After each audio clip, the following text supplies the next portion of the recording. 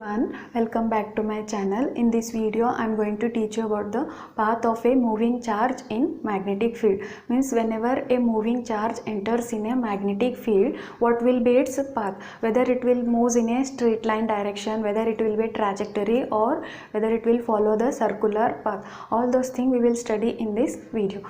In our last video we have discussed that whenever a moving charge enters in a magnetic field, it experiences some kind of force, and that force we will call it as the magnetic force. And after that we have studied about its direction, means in which direction the force will be present. So for that we have studied three rules. One is the screw rule, second one is the Fleming's left hand rule, and third one is the right hand palm rule. So any of these three means in these three rules, if you take you can use any rule to find out the direction of the magnetic force. So next here we will study about its path, means in what path that charge will be moving in that magnetic field. So let's start. Here we are having the formula for magnetic force, that is F is equals to Q of V cross B.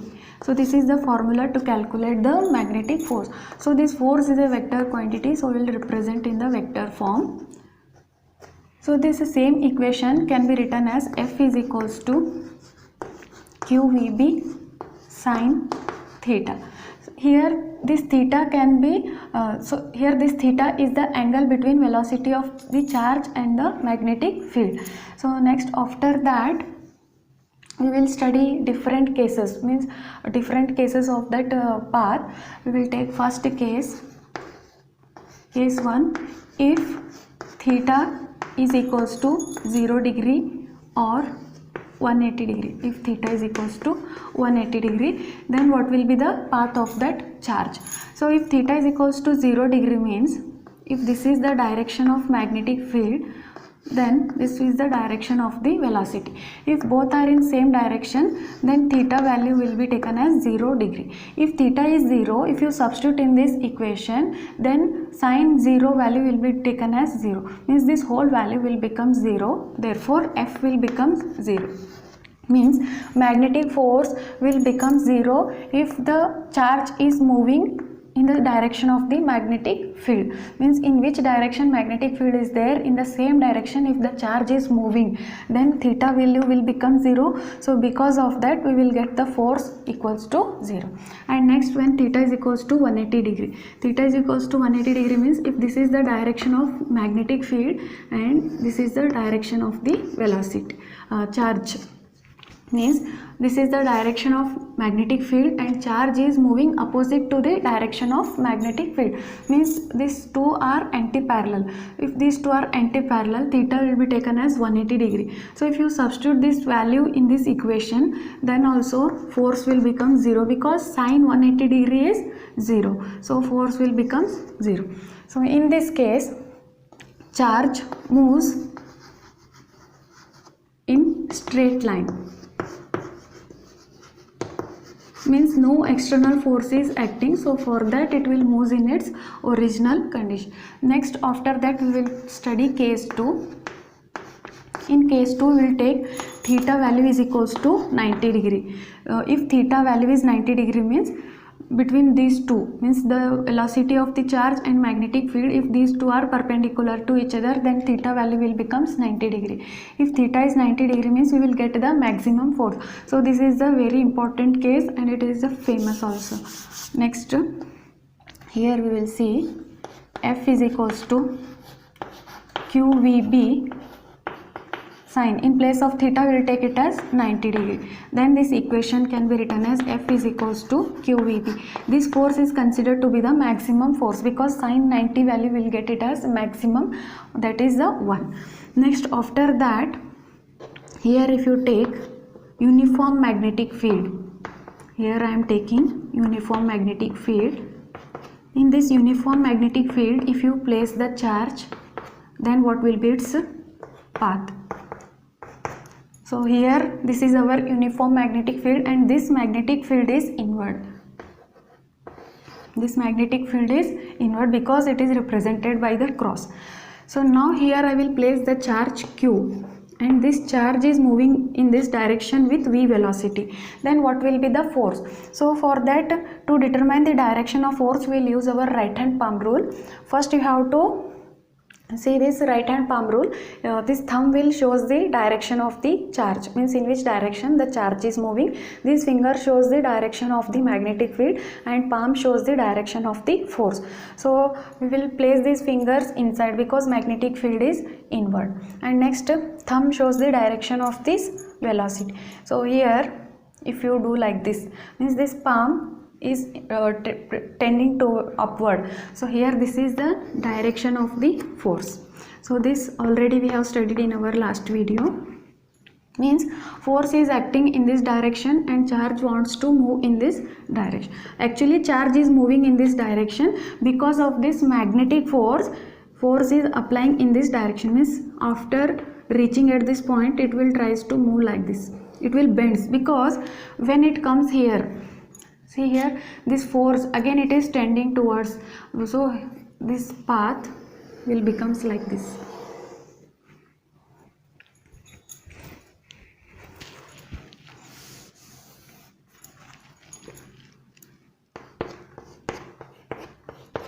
So here this charge will move like this, means this charge will moves in the circular path.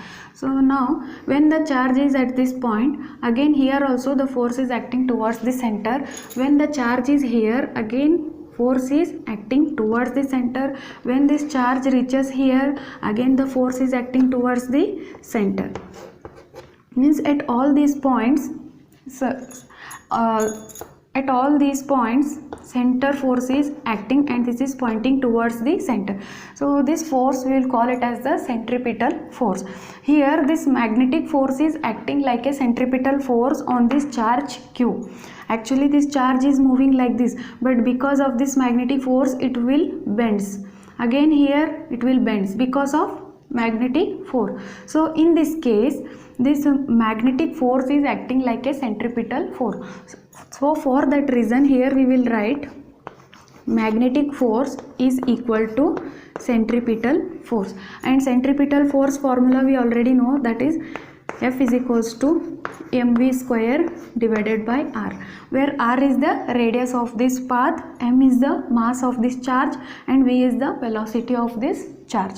So now here if these two forces are equal, then we can compare these two relations, because magnetic force is written as QVB and the centripetal force is mv square divided by r. So now we can write QVB is equals to mv square divided by r. So from this equation, here this 1v and 1v is cancelled, so r can be written as r is equals to m into v divided by q into b. We got the formula to calculate the radius of that circular path. Means if this charge is moving in this circular path, means what will be its radius. To find out that radius we are having the formula, that is r is equals to m into v divided by q into b. So next after that we will calculate the time period. Means if this charge is moving in circular path, then how much amount of time it will require. So time period formula we know that time period is equals to distance divided by speed. So here distance what will take? This is a circular path. Circular path means circumference will take, that is 2 pi r divided by speed means velocity. So here t is equals to 2 pi. In place of this r we will substitute this value and we will write it as m into v divided by q into b and this v. Here 1v and 1v is cancelled. Therefore time period t is equals to 2 pi m divided by q into b. We got the formula to calculate the time period. Next after that we will calculate frequency. Frequency is what? Reciprocal of time period. So frequency can be written as F is equals to, reciprocal means we will take it as q into b divided by 2 pi m. So this is the formula of the frequency. Next we can calculate angular frequency also. Angular frequency, omega is equals to 2 pi f. We know the formula, that is omega is equals to 2 pi f. So here in place of f we will take this value and we will calculate the angular frequency, that is omega is equals to 2 pi. F value is q into b divided by 2 pi m. So here this 2 pi and this 2 pi is cancelled. So angular frequency can be written as q into b divided by m. We got these values. So next, after that what we will do means, we know this r value, but this r value if we want to write in terms of momentum, then how we can write means, here r is equals to m into v divided by q into b. Now here m into v is what? Momentum, because we know the formula that p is equals to m into v, momentum. P means momentum.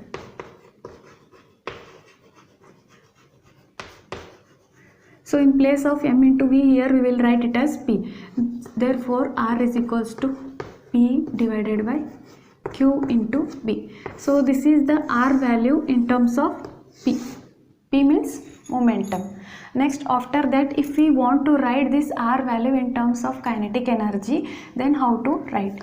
So here we are having the formula that kinetic energy formula is what? Kinetic energy is equals to half mv square. So half mv square, in place of kinetic energy I will write k is equals to 1 by 2 m. In place of v, what we can write? See here, multiply and divide by m. Here one I have taken m and multiply and divide by m, then this equation can be written as kinetic energy is equals to m into m is m square v square means p square, because p value is what? M into v. So here we will write it as p square divided by 2 into m. So now this p value can be written as p is equals to 2m into k. So this square will become root. We got this p value and now we will substitute this p value in this equation, then we can get r value in terms of the kinetic energy. So here r is equals to, in place of p we will take square root of 2m k divided by q into b. So this is the r value in terms of kinetic energy, means r value in terms of kinetic energy. Next, this r value we will write in terms of potential difference. So for that what we will do means, we know the formula that when a charge is accelerated, whenever a charge is accelerated by a potential difference v, then work done can be written as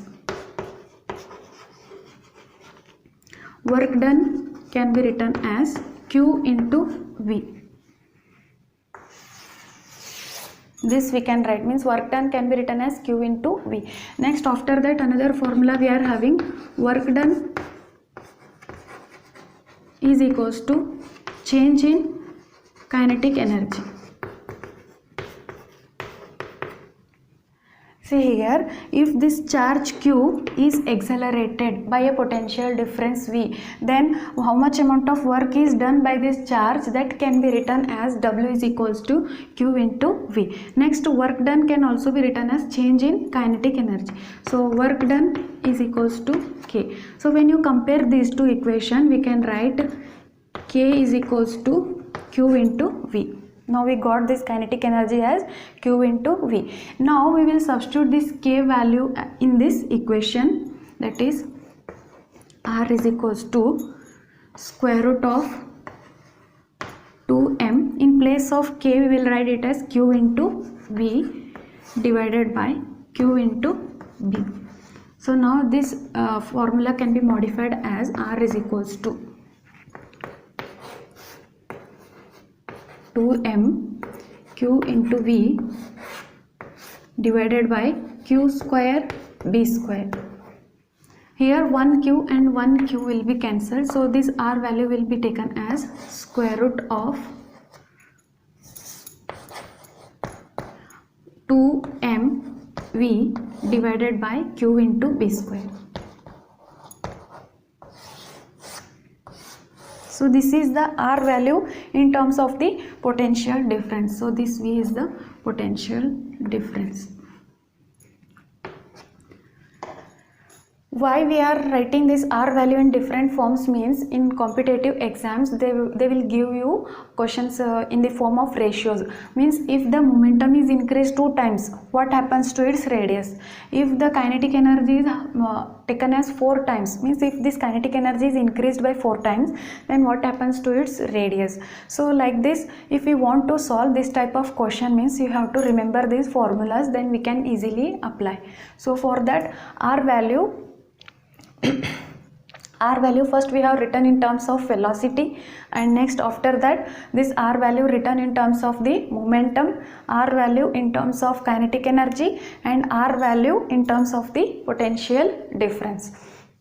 So next another thing, see here this time period formula. In this time period there is no R, means in this formula there is no R, means this time period is not dependent on the radius of this circular path. Whether you take the small circle or large circle, the time period will be same. So these things you have to remember in the path of a moving charge in magnetic field. So in next video we will study about the force between two parallel currents. So stay tuned.